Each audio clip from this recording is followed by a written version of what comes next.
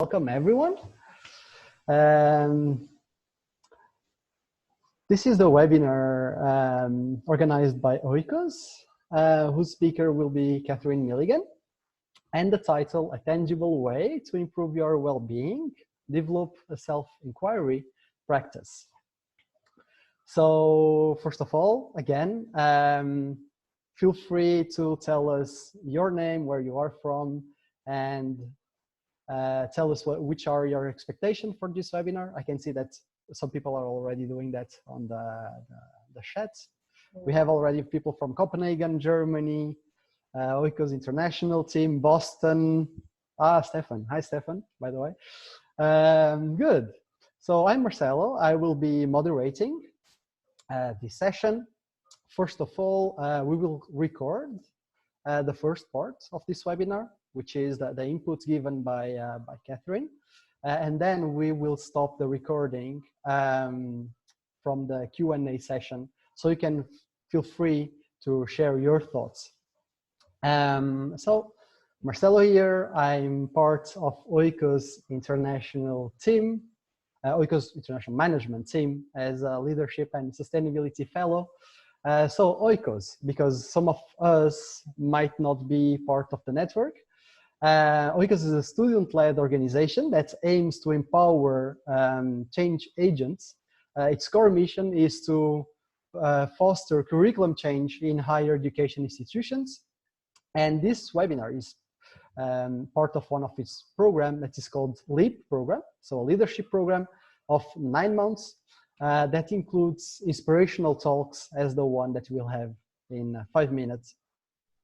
So how will be the webinar structured? In the first part, we will have the chance to listen to Katherine for 30 minutes. We'll follow a Q&A session for more 30 minutes. And the end will, the last mile, and probably the most difficult part, but definitely the one that is the worthiest. 30 minutes of reflection session in small groups, in breakout rooms.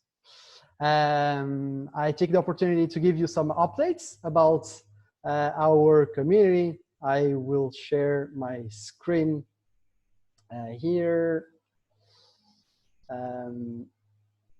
So where is it? Aha, that's the problem of having too many windows. Be organized in your life. I hope I can improve after this webinar.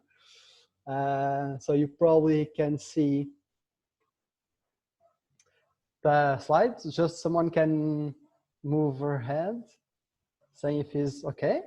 Okay, all of you. Wow, it was synchronized very well. Thank you very much. So engagement opportunities. First, the Global Virtual Conference. So you can join our team that actually will be led by myself. The Global Virtual Conference is an event that aims to have during 2 or 3 weeks a global virtual conference, as the title says. And our main goal is to have more webinars like this one that we can share with a global community and empower young leaders all over around the world. So feel free to join. If you want to participate in one of the activities that I will describe, just drop a line on the chat with your email and activity that you would like to have more information on. Afterwards, the case writing competition 2020. So if you want to submit your case, the deadline is on the 15th of May. If not, you can first share this competition. The first prize is 1,000 francs. Depending on exchange rate, it can be a lot of money nowadays. And as well, being the Hall of Fame of oikos community, as well, we are looking for students to be part of the jury of this competition. So if you feel like you are knowledgeable on sustainability, on learning practices, just drop a message. Then we have 2 more activities linked to the curriculum change initiative.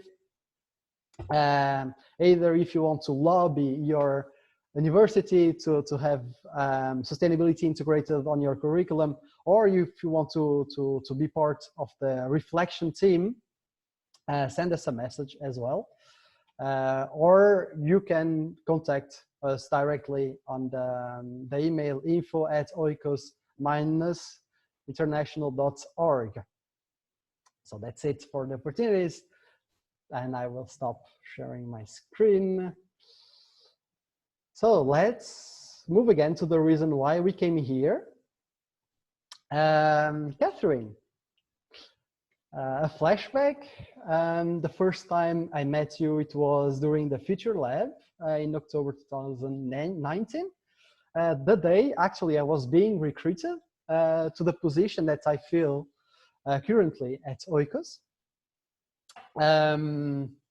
I remember you were giving a speech on building partnerships, and you already mentioned that this talk, the practice of self-inquiry, and that's when it got interesting. Sorry. I joined Oikos. I feel very inspired now, and I've been practicing some of the practices that you mentioned, and it has been helping me a lot, even more during these very tough times. So I would like to, first of all, thank you very much for your contribution already on this. And I will just mention a part of your curriculum, of the work you have been doing on the past years, but not a lot, because I think that for now, your curriculum might be longer than my master thesis, but just for now. So Katherine is currently the head of gender and diversity at Bamboo Capital Partners. She's also an adjunct professor of social entrepreneurship in two of the most renowned universities in Switzerland, and the author of over than 17 publications in many prestigious journals and reviews. And I'm still trying to write a master thesis. For 6 years, she was the executive director of the Schwab Foundation for Social Entrepreneurship, which supports the largest community on late-stage social entrepreneurs in the world. You might be the next one, so hear carefully what Katherine has to say. It might help you. In addition to that, you have a family, and you are giving us some of your time. So yeah, I would really like to thank you and tell the community to really listen to you attentively and bring a lot of questions afterwards in order to improve our well-being. Katherine, thank you very much. The floor is yours. Oh, well, thank you so much for that very kind and generous introduction. And let me just say that the pleasure is all mine. I'm so happy to see so many of you from the global Oikos community tuned in. And I hope we're going to have a really engaging both, presentation and then conversation afterwards, and hopefully a very, authentic and honest conversation amongst ourselves, both as a large group and then in your breakout groups that follow. So with that, let me dive in to get us started. And I'd love to thank the Oikos leadership team as well for this opportunity. So well-being for social change is why we're here today. I'm so glad that some of you have read the research already in Stanford Social Innovation Review. I might just add, if you could please, Marcella, put the link to the full article in the chat for those who may not have had a chance to see it already. I kind of want to, I'm going to come back to that in just one second, but I first want to pause and take it up a level, draw the link to this age of anxiety that we are in currently, with some shocking statistics here. Recent surveys that have come out, 63% of respondents in a McKinsey survey last month report feeling anxious, depressed, or both. 67% of young British people report feeling less positive about the future compared to how they felt at the beginning of the year. And, The Economist, in its special coronavirus edition in early April, talked about how traumatic events, of course, damage people's mental health, and that this crisis is no different, bringing with it fear, uncertainty, and of course, loneliness, anxiety, and depression. So these themes are, and these feelings are universal. They are rising. Many countries have launched mental health initiatives as a result, and that might be a set of resources we could follow up with after the webinar as well. But I just thought it was important to, kind of pause for a moment and take stock of the context that we find ourselves in before we dive into the research. So if we zoom in now on self-inquiry for social change, and sort of if I had a tagline, it would be tools to manage your well-being in an age of anxiety. Kind of what does that mean? And so that's what I'd like to spend the next 25, 30 minutes or so unpacking with all of you. And then I really look forward to your engagement and to your questions and to your ideas as well. And so I sort of want to start by saying that, although I painted that broad brushstroke and that, of course, these feelings are universal, I think in my experience, the mental health toll of the pandemic has particular implications for social change agents. And that's really, what we're here to talk about today. Now, I have my hypotheses of why this is the case, and I'd be really interested to hear from all of you during the Q&A or in your chat as to why you think this may be the case as well. To name just a few, social change agents, of course, serve vulnerable and low-income groups directly. So, we are at the front lines of seeing the crushing surge of needs up close, even as our ability to meet those needs might be constrained by anticipated funding cuts, as endowments, foundations endowments have taken a hit. Even in the best of times, social change agents, social entrepreneurs, social change makers, whatever term you prefer, tend to burn the candle at both ends for very practical reasons, funding and staffing constraints, but also I think out of that deep, abiding desire to create social and environmental impact as the motivational fuel, that's the drive. And some of them also, and maybe some of you on this call, working on particularly sensitive issues, politically sensitive issues, culturally sensitive issues that might go against the grain of what your family expects, what sort of is acceptable in society, are at heightened risk of not only anxiety and depression, but also even burnout for a variety of reasons, in some cases even harassment. So I think these are my kind of hypotheses, and in conversations I've had over many years with social innovators of all stripes, of sort of why our community working so hard to create change might be particularly vulnerable to stresses and to these types of feelings. So in recognition of sort of this vulnerability, many structured programs have sprung up in the past 4 or 5 years to help social change agents focus on their inner well-being. You may be familiar with or involved in some of them. Tendril, the Mankind Project, and the Wellbeing Project are some of the ones that I'm aware of and affiliated with. And the research that I'm presenting today is actually a collaboration, a long-term collaboration with the Wellbeing Project, and I've been involved with them for almost 5 years now. So I want to start, with a definition, just to kind of create a common language of what we're talking about.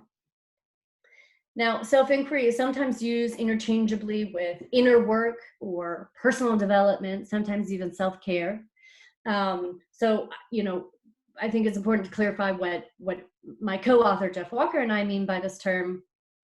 And we define it as a process of self-examination and reflection that's undertaken with a specific goal in mind, right? With the goal of increasing one's self-awareness, reconnecting with your purpose and joy, in some cases, possibly healing from past trauma, and shifting towards healthier patterns of behavior, especially in your interpersonal relationships.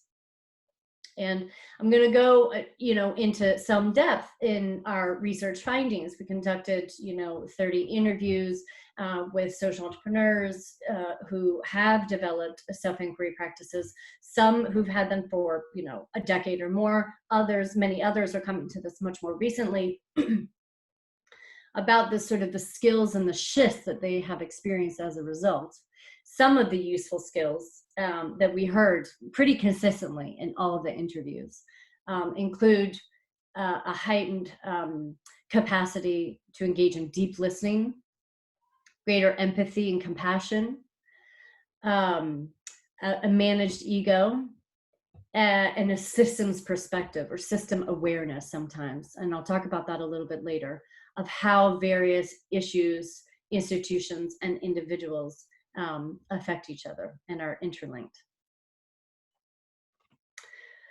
So it's interesting to note, I mentioned these structured programs, that have come up in the past few years. My co-author and I also spoke with academics and others. What we see is, that the value of self-inquiry is attracting growing recognition beyond just the social change sector. And I love this quote from CEO and author Jerry Colonna, who wrote, is the author of Reboot, Leadership and the Art of Growing Up. And he talks about radical self-inquiry, allowing us to step back and see the patterns in our lives and the forces that shape who we are. And, I love this quote because it really gets to the heart of the matter. That we're often socialized to consider self-inquiry self-indulgent when nothing could be further from the truth. It is foundational. It is vital. It makes us not only better leaders, but it helps us be happier, more resilient people in the lives that we lead. And so that is the mindset shift that the Wellbeing Project and other conveners and support programs in the space are really trying to catalyze.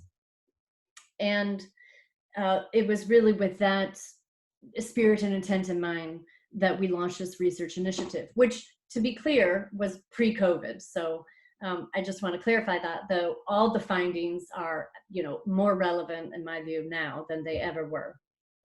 And during this year-long effort, we interviewed philanthropists, social entrepreneurs, nonprofit leaders, and the goal, our goal, was really to understand how their self-inquiry and mindfulness practices help them manage their energy and resilience, to cope with dark emotions like anxiety and envy, and develop more meaningful collaborations with their funders and partners. And so what we found were 5 major shifts. I'm going to speak about 4 today because I think those are, really the most consequential, substantial ones. And I just want to, talk through each one of these with a couple of examples. And then what I'd like to do in the talk is sort of end on, okay, well, so now what? What does this mean for you? Where can you start? And then, I'd love to open it up for an interactive discussion. So just to give you a preview of where we're going to go from here. So this first shift is really around identity and self-perception. And, I guess what I'd say here is sometimes, social change agents can become overly identified with their organization or with their cause, with the problem that they're trying to solve. And that can lead to a number of things. It could lead to a hero identity. It can lead to a savior complex. It can lead to a self-sacrificial mindset. And these ultimately are self-defeating. In other cases, it might be a sense of justified moral outrage at the status quo. And there's plenty to be outraged about. But if that, morphs into an anger and a bitterness, that outrage may have served as very productive motivational fuel in the beginning, but over time it becomes very depleting and exhausting to sustain. And a lot of sort of social entrepreneurs who've gone through this type of self-inquiry practice interrogate their sense of identity and their motivations. What is my motivational fuel? Why am I driven by anger? Who am I without my anger? As well as kind of this, in some cases, over identification, kind of with their organization or their cause. Who am I without my organization? So what we've seen is that through this, interrogation, through this reflection, these mindfulness practices, but also crucially through peer-to-peer support, it allows for, the space, the non-judgmental space, to be able to surface and really explore some of these very, touchy, sensitive topics, and to understand kind of, well, what are my expectations of myself? How does that differ from what I think others' expectations are of me? Where does this self-sacrificial mindset come from? What is this idea that I must serve my cause at any cost to myself? It's worth it. Why do I have that mindset? Why do I have that idea? Where did that come from?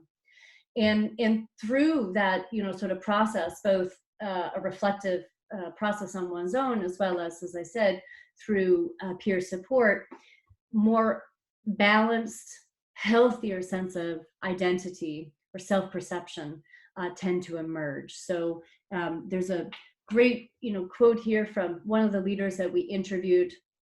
My mindset was to serve others at any cost to myself. I felt weighed down by a responsibility and a burden. It felt like a heavy backpack on my shoulders. And through self-inquiry, I was able to shift my thinking and no longer see, my mission and sort of my life's work as a burden, but as an adventure. So this shift in mindset, the shift in identity, and self-awareness, greater self-awareness about these, in some cases, baggage that we bring around our identity, is one of the key shifts that we identified that happened for everyone through a self-inquiry practice. The second relates to emotional awareness. And, these type of shifts certainly include the development of skills to manage stress, anxiety, and fear that typically come with social change, social and environmental change, I should say. And what we found was, unfortunately, social change leaders often lack a framework or an outlet to be able to unpack and assess their emotions. And then that can bleed into their work and interactions with others in unhealthy ways. And so through self-inquiry, kind of leaders can unpack. In some cases, that might be how past painful experiences, even childhood experiences, trauma, recent trauma, or trauma from long ago, can show up in how we work, in the work, and in our professional persona and our interactions with others. And it also created greater awareness about emotional triggers. What are those dynamics, interactions that are triggering for me? Even it might be a mundane professional interaction, but for some reason in the past or something that, it can be triggering. And so that heightened awareness, that exploration of one's emotions, and, in some cases, a willingness to unpack and heal from trauma, helps to create the awareness that enables or provides one with the ability to pause when triggered, to step back, and to decide how to respond. And so I'm just going to share a couple of quotes here as well. There's also, of course, for many men, a lot of, issues around masculinity and expectations, societal expectations around masculinity, willingness to, sort of be weak, show emotion. So, kind of what is this journey of cultivating awareness, emotional awareness, for Mike Sani, for this leader, has been incredibly enlightening for him. And this ability he developed as a result to acknowledge the dark emotions like anxiety, but to sit with them and to not push them away, shove them away, to not reach for coping mechanisms, to not feel that they need to be resolved, to acknowledge them and hold space for them.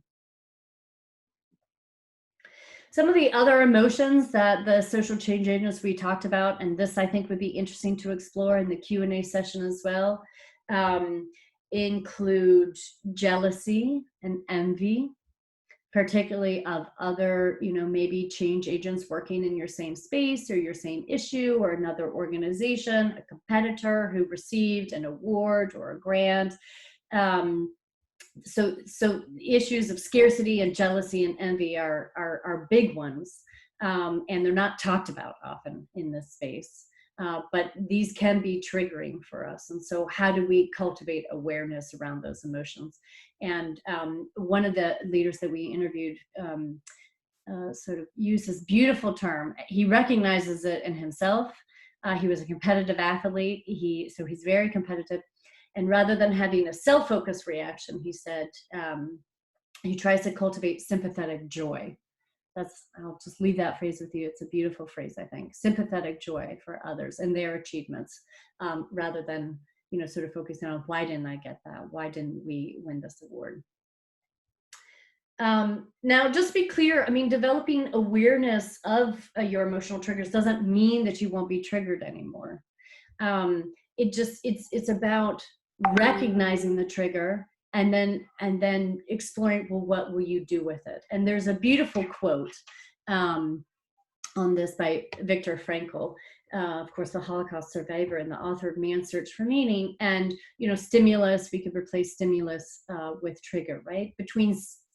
Between trigger and response, there is space. And in that space is our power to choose our response. And in our response lies our growth and our freedom.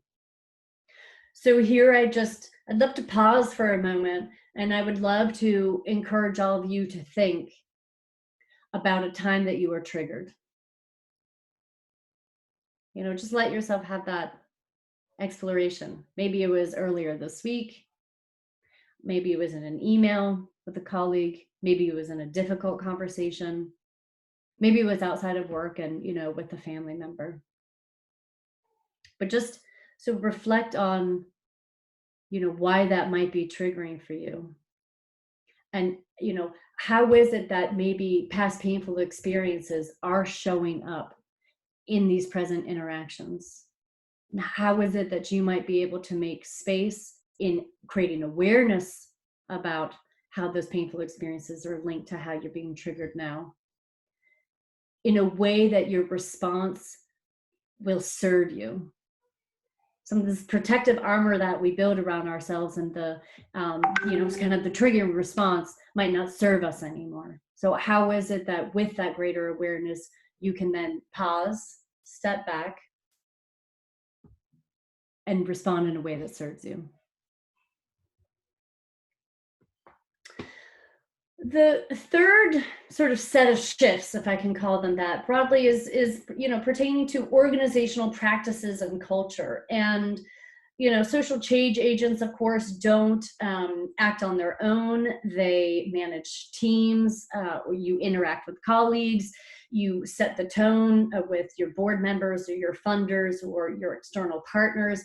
It's a lot of relationships to manage. And of course, collectively, the employees, team members of any organization are responsible for shaping the culture of that organization at all levels. And so this set of shifts is around helping self-inquiry as a tool to help social change leaders acquire a deeper understanding of, sort of how their leadership affects the organizational culture. And in many cases, what we heard from them is it also gave them the tools, the language, and the courage, sort of to come to the, staff or their colleagues and to say, okay, this is what I've come to understand about myself. And this is, I would like to co-create a different set of practices or a different type of organizational culture with all of you. Which sounds very scary to be willing to be so vulnerable, but the response universally was just overwhelmingly positive. As one example, one of the Turkish entrepreneurs that we interviewed talked about how she had a whole email policy in her social enterprise that was undermining the creativity of the staff members because like if she took a flight. A long flight, which feels like a long time ago already, but her staff members would kind of wait in fear for her to land and get connected to Wi-Fi again, because there'd be like a flurry of 50 emails waiting for them. Did you do this? What's the status of that? Did you follow up on that? And through self-inquiry, she really came to realize how much that undermined, how fearful they were, and how much that undermined their creativity, and they're willing to bring their ideas to the table because kind of they were waiting. So that's just a small example. Now that organization has a totally new email policy, communication policy. That's one example of the types of organizational practices that leaders have shifted as a result. But it ranges to how new ideas are sourced, co-created, and incentivized. To how self-inquiry itself can be a guiding value for the organization, even in some cases a criterion for their hiring process. And I think just, kind of the fundamental, sort of nugget or thread through all of this is to, when budgets are tight, when missions are big, when, kind of we feel like we're racing towards that mission and, kind of not succeeding or not as fast as we like, there's the tendency to get transactional and did you do this, and just take on more workload. And the core here, I think, is holding empathy for your colleagues and recognizing that they are humans, they have families, they have a lot of things going on outside of work, and making space for that in difficult conversations, making space for it maybe in check-ins or check-outs before team meetings. That's another practice that many social change leaders we talked to implemented. So checking in on those with whom we traditionally have professional working relationships with, and going deeper and building much more authentic and more human relationships. The last sort of shift for today that I want to cover is, and here's the quote. And this is Ellen Agler, and so she talks also about the organizational practices of the N Fund that she's implemented as a result of her longstanding self-inquiry practice, which is this idea of being open, right? Acknowledging where you're struggling, what you don't know, being willing to ask for help. And I think that's another blind spot for many social change agents, is that we feel maybe to our funders, or there are a lot of incentives where we need to maybe position ourselves where we know everything and we're in command of all the facts, and we need to be seen as the experts. So how is it that you can kind of let your guard down, acknowledge what you don't know, be willing to sort of say I may have a blind spot here, be vulnerable in recognizing that we don't have all the answers, and then co-create solutions together. This is a beautiful example of, and there are many others that the N Fund has put in place as well, but I thought that was just a really insightful quote to share. And so now to the last shift, which is around systemic awareness. And so here I would say many social innovators embrace systems change approaches, right? So shifting, unjust equilibrium, systems change. And this is really, at the end of the day, regardless of what term you use, and I know that, it can be jargony, is about influencing other individuals and institutions that are involved in a particular system, right? And so as to shift that system's rules, resource flows, power dynamics, norms, relationships, and interconnections. This is ultimately what systems change is all about. And in that context, if you think about it that way, a leader's ability to be acutely self-aware is really essential. You know, you need to know how you are impacting the other and how you are coming across to the other individuals and institutions in that system.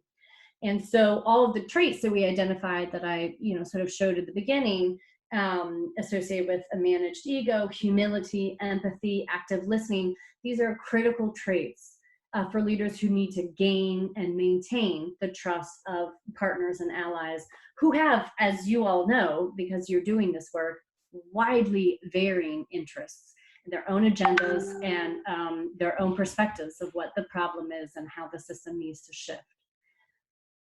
So I love that word humility, and I thought it was useful to actually, sort of offer a definition, because it really goes to the heart of what we are talking about here. And all of the leaders that we interviewed talked about cultivating a greater sense of humility through self-inquiry, and that is an ability to accurately acknowledge your limitations and your abilities, and an interpersonal stance that is other-oriented rather than self-focused.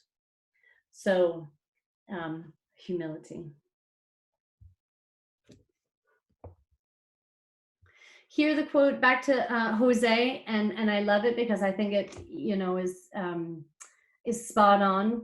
Many of us, we love our solution, we love our organization, we love our methodology, what we've come up with. But when you are so in love with something, you can get too close to it and hold on too tight.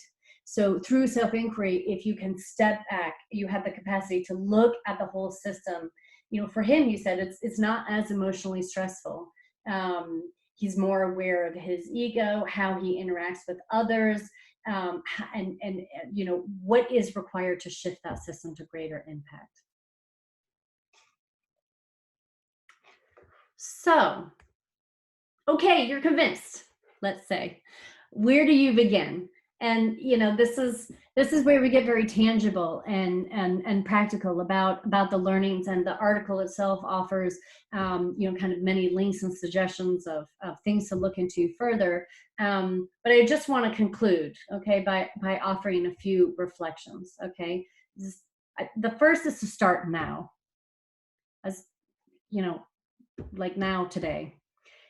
If you tell yourself that this is great, but I'll start self-inquiry in 6 months, once things calm down, or you're struggling to carve out the time, my recommendation is I want to remind you that this is not self-indulgent, that again, so changing your mindset from, this is a luxury, sort of that I will one day, be able to afford, to no, this is actually foundational for my success and for my resilience in life.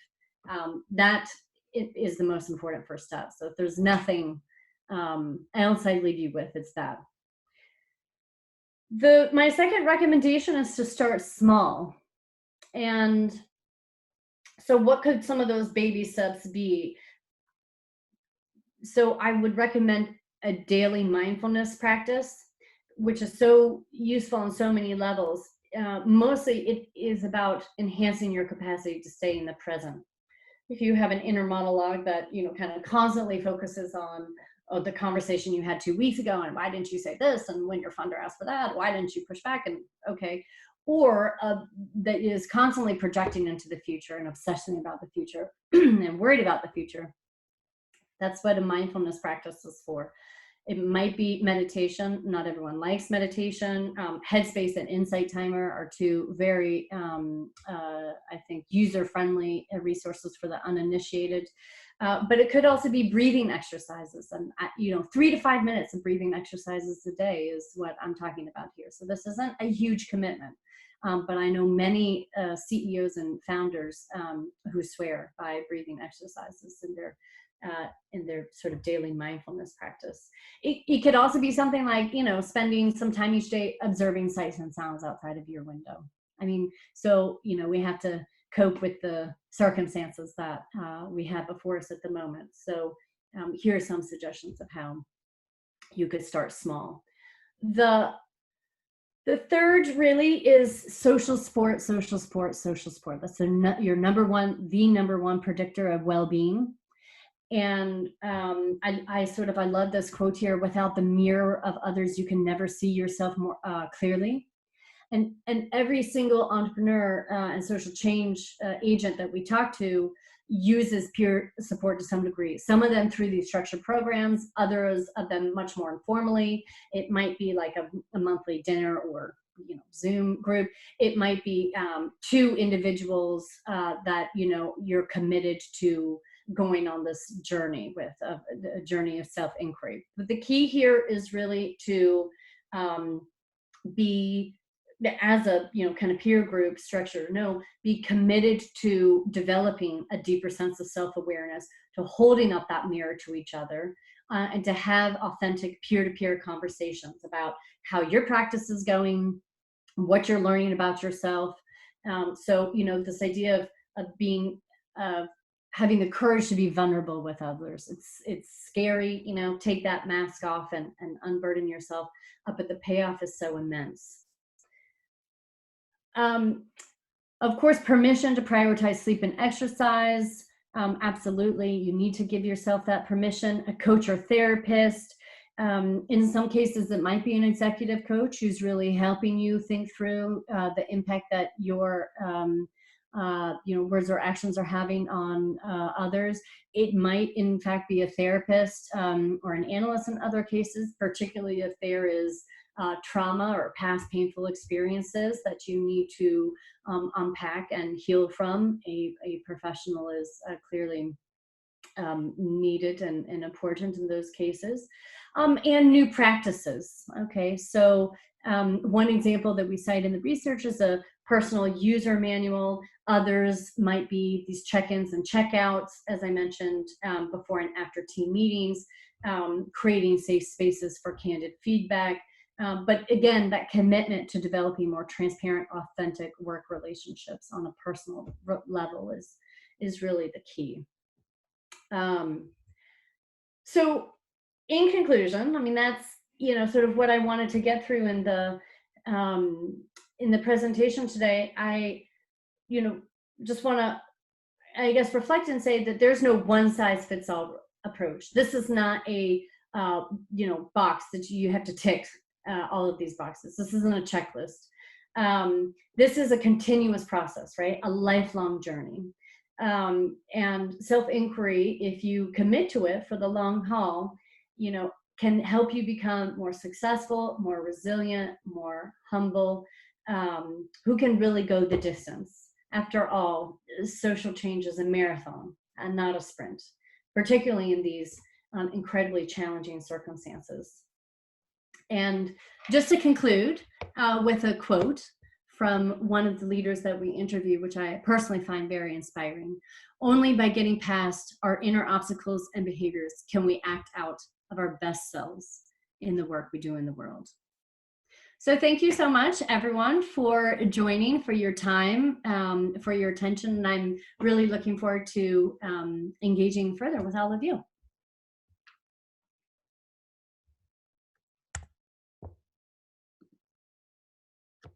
Thank you very much, Katherine, for this talk. Still absorbing it and getting back. So now we'll have the Q&A session. We will stop the recording, by the way, so you can feel comfortable.